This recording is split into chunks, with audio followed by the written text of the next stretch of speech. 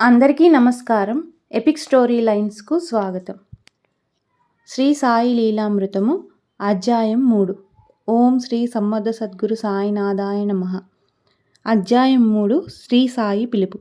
శ్రీ సాయి షిరిడీకి ఒకవైపున 3 మైళ్ళలో ఉన్న రహతాకు, మరో దిక్కున 1 మైలులో ఉన్న నీమ్గావ్కు తప్ప ఎన్నడూ ఎక్కడకు వెళ్ళలేదు.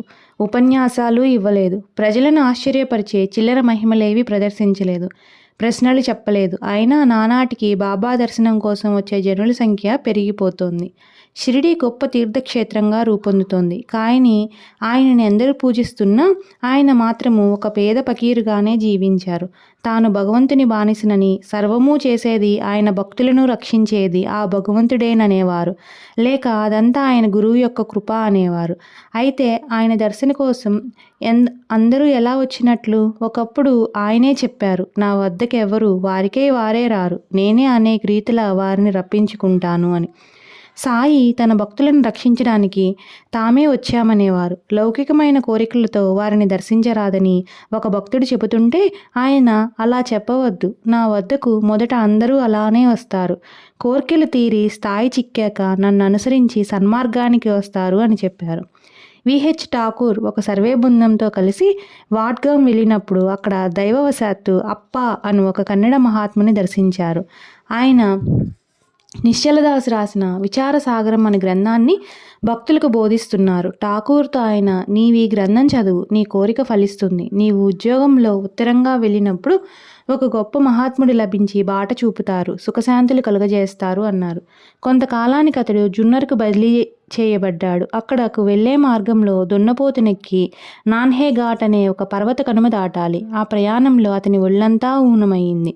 తర్వాత అతడు కళ్యాణ్లో పనిచేస్తున్నప్పుడు శ్రీసాయి గురించి విని షిరిడీ వెళ్ళాడు. బాబాను చూడగానే అతనికి ఆనంద బాష్పాలు కారాయి.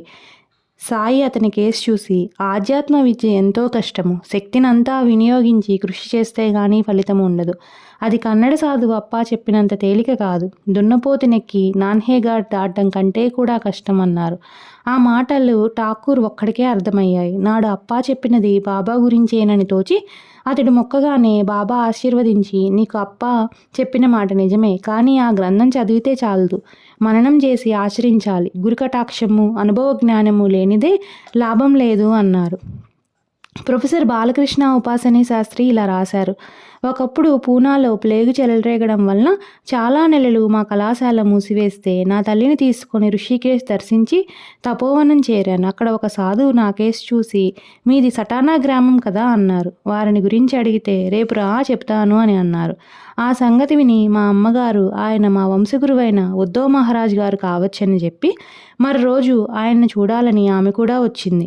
కొన్ని తరాల క్రిందట ఆ వంశస్థులకు గురువైన శ్రీ ఉద్ధవ్ మహారాజ్ గారు హిమాలయాలకు వెళ్ళిపోయారట. వారు యోగం ద్వారా చిరంజీవులై అర్హులైన భక్తులకు దర్శనమిస్తారని చెప్పుకునేవారట. మరో రోజు నేను మా అమ్మ ఎంత వెతికినా ఆయన కనిపించలేదు. మా అమ్మ బసకు వెళ్ళిపోగానే ఆ సాధువు నాకెదురై, ఇలా ఎప్పుడూ చేయకు, ఎవరిని పిలిస్తే వారే రావాలి అని చెప్పి పూర్వం నుండి మా ఇంట పూజించబడుతున్న విగ్రహాలు, సాలగ్రామాల గురించి చెప్పారు.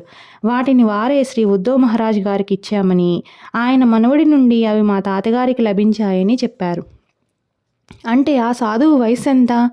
ఈయనెవరు అనుకోగానే ఆయన హిందీలో, ఒక చెట్టు ఉన్నది, దీనిపై 2 ఎక్కారు, ఒకరు క్రిందకు ఒకరు పైకి వెళ్ళారు అని 4 అడుగులు వేసి అదృశ్యమయ్యారు. ఆయన వయస్సు 50 లేక 60 సంవత్సరాలు ఉన్నట్లున్నది. స్థూలకాయుడు, కౌపీనం మాత్రమే ధరించారు. చాలా సంవత్సరాల తర్వాత నా తమ్ముడు ప్రాణాయామం చేస్తుంటే లోపం జరిగి అతడు పడుకుంటే శ్వాస ఆగిపోయేది. నిద్ర జీర్ణశక్తి లోపించి ఏం చేసినా తగ్గలేదు. చివరకు అతడు ఇల్లు విడిచి వెళ్ళిపోయాడు. నేను అతడిని వెతకడానికి రైల్లో వెళ్తుంటే కోపర్గావ్లో ఒక మిత్రుడు కనిపించి, నేను వెళ్ళే పనిని గురించి విని బాబాను తప్పక దర్శించమని చెప్పి నన్ను ఒక టాంగాలో తానే షిరిడీకి పంపాడు. నేను మసీదులోకి వెళ్ళగానే దుని దగ్గర తమ చుట్టూ తాము తిరుగుతున్న బాబాను చూచాను. నేను నమస్కరించగానే ఆయన, ఖండోబా వద్దకు వెళ్ళు అని ఆదేశించారు. నేను బయటకు వచ్చి ఖండోబా ఆలయంలో ఒక సాధువు విన్నాడని విని అక్కడికి వెళ్ళాను. అక్కడ ఉన్నది ఎవరో కాదు, నా తమ్ముడే. అతడు తాను సాయి ఆజ్ఞానుసారం అక్కడ ఉన్నానని చెప్పాడు.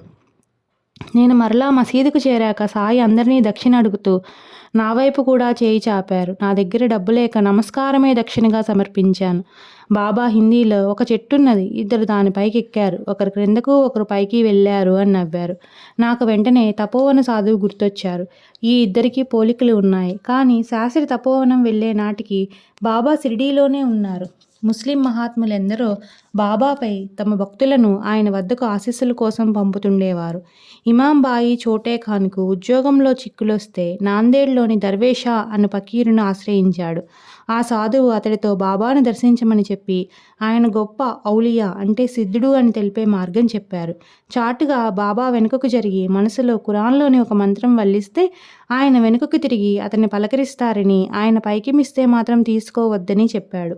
ఇమాం బాయి షిరిడీ చేరేసరికి బాబా ఒక వీధిలో నిల్చొని ఒక భక్తురాలి మొర వింటున్నారు. అతడు దర్వేష్ చెప్పినట్లు చేయగానే బాబా ఆవేశంతో వెనక్కి తిరిగి, ఎవరు నీవు? నా తండ్రివైనట్లు ఏదో అడగడానికి వచ్చావే అని అరిచి అతడిని తిడుతూనే మసీదు చేరారు. 2 రోజుల వరకు అతన్ని మసీదులోకి రానీయలేరు. బాబా, అతడు మీ బిడ్డడే కదా, కోపమెందుకు అన్నాడు కాకాసాహెబ్. వాడు నా బిడ్డడంటావా? వాడు ఒక టీచర్ను కొట్టాడు అన్నారు బాబా. నిజమే, అతడు పోలీసు. ఒక నేర పరిశోధనలో అతడు ఒక టీచర్ను కొడితే ఒళ్ళంతా రక్తం కారి స్పృహ తప్పి పడిపోయాడు. ఇమాం బాయికి శిక్ష తప్పాలంటే ఉద్యోగం వదిలి పారిపోవాలని సాటివారు చెబితే అతడు సాయిని ఆశ్రయించాడు. అతడు పశ్చాత్తాపం చెందగానే సాయి, భయపడకు, భగవంతుడే యజమాని అని ఆశీర్వదించారు. అతడికి ఎట్టి శిక్ష పడలేదు. తర్వాత ఒకసారి అతడి ఇంటికి వెళ్ళడానికి సాయి సెలవు ఇవ్వలేదని ఆరాటపడుతుంటే ఆయన, వెళ్ళవద్దు, వెళితే గాలి, వాన, పిడుగులు, నిప్పు కణాలు ఎదురవుతాయి అన్నారు. అయినా అతడు బయలుదేరి సాయంత్రానికి సురలా నది ఒడ్డుకు చేరి కొద్ది దూరం వెళ్ళేసరికి బాగా మబ్బుబట్టి గాలివాన ప్రారంభమైంది. దారిలో ఒక చోట మర్రి చెట్టు మీద పిడుగుపడి ఆ చెట్టు కూలింది. అతడు ఆ మెరుపు నుండి దృష్టి మరల్చుకోగానే అక్కడ సాయి కూడా 2 కుక్కలు కూడా స్పష్టంగా కనిపించాయి. అతను నమస్కరించాక బాబా అదృశ్యమయ్యారు. ఆ ధైర్యంతో అతడు నది దాటాడు. అవతలి ఒడ్డు చేరేదాకా నీళ్లు మోకాళ్ళలోతే ఉన్నాయి. నిజానికి ఆ నది సుమారు 20 అడుగుల లోతుగా గంటల నిండుగా ప్రవహిస్తున్నది. బాబా వాక్కు భగవంతుని వాక్యం. మోరేశ్వర్ ప్రధాన్ తనకు గల ఒక కొడుకు 7 సంవత్సరాల వాడు మరణించడం వల్ల కృంగిపోతుంటే ఒక మిత్రుడు సాయిని గురించి చెప్పాడు. తర్వాత ఒకరోజు అతని కల్లో 7 సాధువులు కనిపించారు. మీలో సాయి ఎవరు అని అడిగితే వారు ఒక ఫకీరును చూపారు.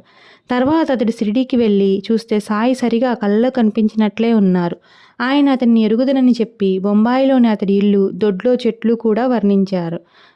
తర్వాత అతన్ని చూచి, ఎందుకు ఈ పిచ్చివాడు తన కొడుకుని నేను చంపాడని నిర్ణయిస్తాడు? చావడం అంటే భూమిలోకి పోవడమే కదా, అంత మాత్రానికి ఎల్లకాలం ఏడుస్తూ కూర్చోవాలా ఏమిటి అన్నారు. ఎండబ్ల్యూ ప్రధాన్ ఇంట్లో నిత్యము పూజ చేసే మాధవ్ భట్ అనే పూజారికి ఆ దంపతులు ఫకీరైన సాయిని పూజించడం గిట్టేది కాదు. ఒకప్పుడు వాళ్ళ బాబుకి తీవ్రంగా జ్వరం వచ్చి ఏమందుకు తగ్గలేదు. హిందూ దేవుళ్ల కోపమే అందుకు కారణమని సాయిని పూజించడం మాననిదే తగ్గదని భట్ అన్నాడు. ఆ రాత్రి అతని కల్లో సాయి ఆ ఇంటి మెట్లపై కూర్చొని సట్కాని ఊగిస్తూ కనిపించి, ఏమనుకుంటున్నావు, ఈ ఇంటికి యజమానిని నేనే అన్నారు. మొదట ఆ సంగతి భట్ ఎవరికీ చెప్పలేదు. అతడు ఎంత జపం చేసినా బిడ్డకి వ్యాధి తగ్గకపోయేసరికి ఒకరోజు అతడు సాయి పటం ముందు నిలిచి, మీరు దత్తాత్రేయుడే అయితే బిడ్డడి వ్యాధి త్వరలో తగ్గాలి అని ప్రార్థించాడు. కొద్దిసేపట్లో అలానే తగ్గింది. నాటి నుండి దత్తాత్రేయుడే సాయి అని నమ్మి పూజించసాగాడు భట్. డిఎం ముల్కీ అనే నాస్తికుడు మహనీయుల పటాలు కూడా చూచేవాడు కాదు. అతడి అన్న బాబా భక్తుడు. ముల్కీకి 1916లో తీవ్రంగా జబ్బు చేసి చావు తప్పదన్న భయం కలిగింది.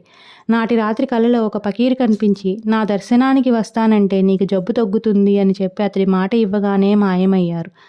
అతడు అందుకు భయపడి కేక పెట్టాడు.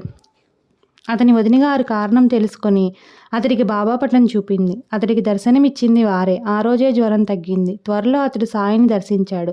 అతని కల్లో కనిపించింది సాయియే. కస్టమ్ శాఖలో పనిచేస్తున్న తోసరకు 1895లో ఒకనాటి రాత్రి కలలో ఎవరో మహాత్ముడు కనిపిస్తే వారినే తన గురువుగా స్మరించుకోసాగాడు. అతడు 1910లో దాసగను చేసిన సంకీర్తనల్లో బాబాను గురించి విని షిరిడీ వెళ్ళాడు. తనకు స్వప్న దర్శనమిచ్చినది వారేనని గుర్తించాడు. తర్వాత ఇతడే వాసుదేవానంద సరస్వతి స్వామి వద్ద సన్యాసం తీసుకొని నారాయణాశ్రమంగా ప్రసిద్ధి ఎక్కారు. కోపర్గాల్లో 1890 వరకు మమల్తాదారుగా ఉన్న బాలాబాటే సాయి ఒట్టి పిచ్చి ఫకీరని, అమాయకులు ఆయన్ని వెర్రిగా పూజిస్తున్నారని అనేవాడు.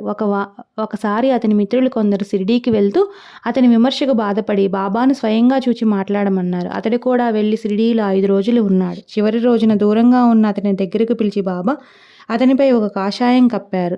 ఆ క్షణం నుంచి అతడు పూర్తిగా మారిపోయి అన్నీ విడిచి షిరిడీలో ఉండిపోయాడు. మిత్రులు ఎంతో కష్టం మీద అతని చేత 1 సంవత్సరం ఉద్యోగానికి సెలవు పెట్టించారు. కానీ తర్వాత కూడా అతడిలా ఉండిపోయాడు. జిల్లా కలెక్టర్ అతనిపై దయతలచి నెలకు 30 రూపాయలు మంజూరు చేశాడు.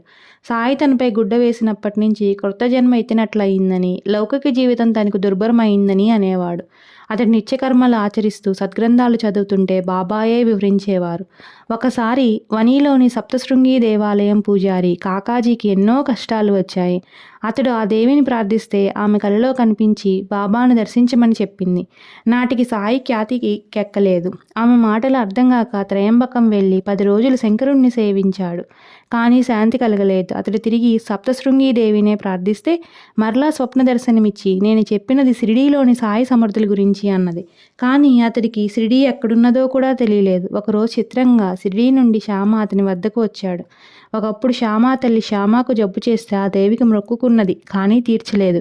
అందుకే ఆ కష్టాలు వచ్చాయని ఒక దైవజ్ఞుడు చెప్పాడు. శ్యామ ఆ మొక్కులు బాబాకే సమర్పించబోతే ఆయన వాటిని వనిలోనే చెల్లించాలని చెప్పారు. అందుకే అతడు వని వచ్చాడు. బాబా అతన్ని తన కోసమే పంపారని తలచి కాకాజీ కూడా షిరిడీ చేరాడు. సాయిని చూడగానే అతడికి శాంతి లభించింది. సరి అయిన దేవతారాధన సద్గురువును చూపుతుంది. శివుడే తన న్యాయశాస్త్ర పరీక్షలకు ముందు సాయిని దర్శిస్తే ఆయన పరీక్షలో పాస్ అవుతావు అని ఆశీర్వదించారు. అతడు పరీక్ష బాగా రాయలేదు, కానీ బాబా మాటనే నమ్ముకున్నాడు. అతడు బాగా రాయకపోతే సాయి కూడా ఏమీ చేయలేరని అతని సహపాఠి సపత్నేకర్ అన్నాడు. కానీ శివుడే పాస్ అయ్యాడు. అతను తర్వాత సపత్నేకర్ న్యాయవాదిగా అక్కల్కోటలో స్థిరపడ్డాక అతని కొడుకు చనిపోయాడు. ఎన్ని యాత్రలు చేసినా ఆ దంపతులకు శాంతి కలగలేదు. అలనాడు శివుడే చెప్పినది గుర్తుకు వచ్చి అతడు సాయిని దర్శించాడు. అతడు నమస్కరించగానే సాయి పో ఇక్కడి నుండి అని కసిరారు. అతని పట్ల బాబాను ప్రసన్నులను చేయగోరి బాలాషింపి అను భక్తుడు సాయి పటం తెచ్చి బాబాకు చూపి ఇదెవరిది అన్నాడు. ఆయన నవ్వి సపత్నేకర్కు చూపుతూ అతని ప్రియుడిది అన్నారు. అందరూ నవ్వారు. అప్పుడు ఆయనకు నమస్కరించుకోమని షింపి సైగ చేయగానే సపత్నేకర్ నమస్కరించాడు. కానీ బాబా మరలా కసిరారు. అతని నిరాశతో ఇల్లు చేరి మనశ్శాంతి కోసం కాశీ వెళ్ళదలిచాడు. ఆ ముందటి రాత్రి అతని భార్యకు ఒక కల వచ్చింది. ఆమె మంచినీటి చెరువుకు వెళ్తుంటే ఒక చెట్టు క్రింద ఒక పకీరు కనిపించి అమ్మా నీకెందుకు ఆ బాధ, నీరు నేను తెచ్చిపెడతాను అని ముందుకొచ్చాడు. ఆమె భయంతో పారిపోతుంటే అతడి వెంట వచ్చాడు. అది తమని షిరిడీ రమ్మన్న సంకేతం అని తెలిసి ఆ దంపతులు షిరిడీ చేరారు. అప్పుడే లిండి నుండి వస్తున్న బాబాను చూస్తూనే తనకు స్వప్నంలో కనిపించినది వారేనని ఆమె గుర్తించింది. తర్వాత మసీదు చేరాక సాయి అమ్మా ఎంతో కాలంగా నా చేతులు, కడుపు, నడుము నొప్పి పుడుతున్నాయి. ఈ క్షణంలో విచిత్రంగా తగ్గిపోయాయి అని ఎంతో మధురంగా నవ్వారు. నిజంగా అలా జరిగినది ఆమెకే. తాను అడగకనే తన బాధలను గుర్తించి తొలగించిన ఆయన శక్తికి ఆమె ఆశ్చర్యపోయింది. కానీ సపత్నేకర్ నమస్కరించుకోగానే బాబా కసిరారు. గతంలోని తన తప్పిదాలకే బాబా కసురుకున్నారని గుర్తించి మసీదులో ఆయన ఒక్కరే ఉన్నప్పుడు వెళ్ళి శరణు వేడాడు. ఈసారి ఆయన ప్రేమతో తలనిమిరారు. ఇంతలో ఒక గొర్రెల కాపరి వచ్చి బాబాకు నడుం పిసకనారంభించింది. ఆమెతో బాబా ఒక వర్తకుని కథ చెప్పారు. అది సపత్నేకర్ కథే. చివరికి అతన్ని చూచి నేను తన బిడ్డని చంపానని వీడు నన్ను నిందిస్తున్నాడు. నేను ఎలా చంపుతాను? ఈ మసీదులో కాలు పెట్టాక కూడా ఇంకా దుఃఖిస్తాడెందుకు? మరలా ఆ బిడ్డనే ఆ తల్లి గర్భంలో ఉంచుతాను అన్నారు. అతడు నమస్కరించుకోగానే ఆద్యంతాలు లేని ఈ పాదాలు పరమ పవిత్రమైనవి. నాపై పూర్తి విశ్వాసం ఉంచు, నీ కోరిక నెరవేరుతుంది అన్నారు. మర్నాడు అతడి జనంలో త్రోసికి వస్తుంటే చూచి హృదయపూర్వకమైన ఆ నమస్కారం ఒక్కటే చాలు, ఎందుకు ఇన్నిసార్లు అన్నారు బాబా. భక్తిని నిలుపుకొనడమే నిజమైన నమస్కారము. చివరకు వాళ్ళు సెలవు కోరినప్పుడు అతనికి ఒక కొబ్బరికాయ ఇచ్చి ఇది నీ భార్యకి ఇవ్వు, సంతోషంగా బయలుదేరండి అని ఆశీర్వదించారు. సంవత్సరంలోగా వారికి ఒక బిడ్డ పుట్టాడు. పాలక్రామ్ మాన్కర్ తన భార్య గతించాక షిరిడీలో ఉండిపోయాడు. ఒకరోజు బాబా అతనికి 12 రూపాయలు ఇచ్చి మత్స్యేంద్రనాథుడు తపస్సు చేసిన మత్స్యేంద్రగఢ్లో కొంతకాలం ఉండమని చెప్పి అక్కడ కూడా నీకు దర్శనమిస్తాను అన్నారు. అతడు మత్స్యేంద్రగఢ్ వెళ్ళాక ఒకనాడు ధ్యానం అయ్యాక సాయి అతనికి భౌతికంగా దర్శనమిచ్చారు. అతడు నమస్కరించుకోగానే ఆయన కేవలం నేను ఈ దేహం అనుకుంటున్నావు, భక్తుడు ఎక్కడ స్మరిస్తే అక్కడ నేనున్నానని తెలపడానికి నిన్ను ఇక్కడికి పంపాను అని చెప్పి అదృశ్యమయ్యారు. కొంతకాలానికి షిరిడీ బయలుదేరిన మాన్కర్కు పూనా రైల్వే స్టేషన్లో రద్దీ వలన టికెట్ దొరకలేదు. ఇంతలో ఒక వ్యక్తి తన వద్దనున్న టికెట్ అతనికిచ్చి పైకమిచ్చేలోగా అదృశ్యమయ్యాడు. లాలా లక్ష్మీచంద్కు 1910లో ఒక రోజున కలలో గడ్డమున్న ఒక వృద్ధ ఫకీరు, ఆయన చుట్టూ భక్తులు కనిపించారు. ఒకసారి హరికథ చెబుతున్న దాసగును పక్కన బాబా పటం చూచి తనకు దర్శనమిచ్చినది వారేనని గుర్తించాడు. సాయి లీలలు విని అతడు షిరిడీ వెళ్ళాలనుకుంటుంటే మిత్రుడు శంకర్రావు అతన్ని కూడా షిరిడీ రమ్మని పిలిచాడు. లక్ష్మీచంద్ 15 రూపాయలు అప్పు తీసుకొని బయలుదేరాడు. రైలులో కొందరు భక్తులతో కలిసి వీరు కూడా భజన చేశారు. తర్వాత షిరిడీకి చెందిన ముస్లింలు కనిపిస్తే వారిని బాబా గురించే అడిగారు.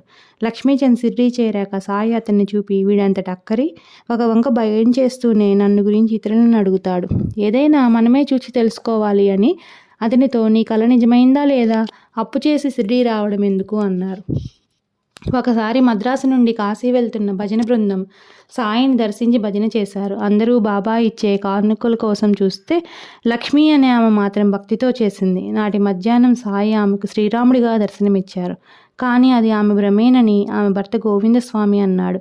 నాటి రాత్రి అతనికి ఒక విచిత్రమైన స్వప్నం వచ్చింది. అతనికి పోలీసులు సంకెళ్ళు వేస్తుంటే సాయి చూస్తున్నారు. బాబా అతన్ని రక్షించమంటే పాపం అనుభవించక తప్పదన్నారు బాబా. ఆ పాపాన్ని దహించి వేయమని అతను కోరాడు. అతనికి అంత విశ్వాసం ఉంటే కన్ను మూసి తెరవమన్నారు. సాయి అలా చేయగానే అతడు విడుదలై పోలీసులు చచ్చిపడి ఉన్నారు. అతడు సాయి చేసిన మేలు మరిచి సంతోషిస్తుంటే బాబా, వీరిని చంపినందుకు శిక్ష పడుతుందిలే అన్నారు. అతడి భయంతో బాబా కాళ్ళు పట్టుకున్నాడు. ఆయన అతన్ని మరొకసారి కన్నులు మూసి తెరవమన్నారు. అలా చేసేసరికి అతడి ఆపద తొలగిపోయింది. కృతజ్ఞతతో అతను నమస్కరించగానే, మొదటి నమస్కారానికి దీనికి భేదమున్నదా అన్నాడు బాబా. మొదట ఆయన ముస్లిం అన్న శంకతోనూ కానుకలపైన ఆశతోనూ, ఈసారి విశ్వాసంతోనూ నమస్కరించానన్నాడు అతడు. నీవు చాటుగా పంజా, తబ్బూత్ వంటి ముస్లిం పత్రికలను పూజిస్తావు కదా అడిగారు బాబా. అతడు సిగ్గుపడి తన గురువైన సమర్థ రామదాస స్వామి దర్శనం కోరాడు. సాయి అతన్ని వెనక్కి తిరిగి చూడమన్నారు. చూస్తే అక్కడ ఆ స్వామి కనిపించి అతన్ని నమస్కరించాక అదృశ్యమయ్యారు. అప్పుడప్పుడు, బాబా మీరెంతో వృద్ధులు, మీ వయసు ఎంత అన్నాడు. ఏమిటి, నేను వృద్ధుడినా, నాతో పరిగెత్తు చూస్తాను అని సాయి పరిగెత్తి అదృశ్యమయ్యారు. అంతటితో అతనికి బాబాపై భక్తి కలిగింది. ఈ కళలోని బోధయే ఆయనిచ్చే అసలైన కానుక. ఓం శ్రీ సమర్థ సద్గురు సాయినాథాయ నమః. శ్రీ సాయి లీలామృతము అధ్యాయం 3 కంప్లీట్ అయ్యిందండి. అధ్యాయం 4ని తదుపరి మళ్ళీ గురువారం రోజు చెప్పుకుందాం.